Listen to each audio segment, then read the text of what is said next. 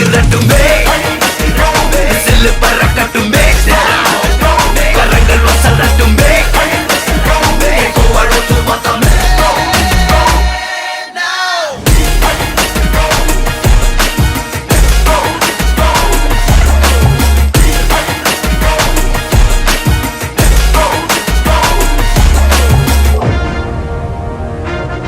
இந்த தேவா பத்தி தெரிஞ்சிருந்தோம்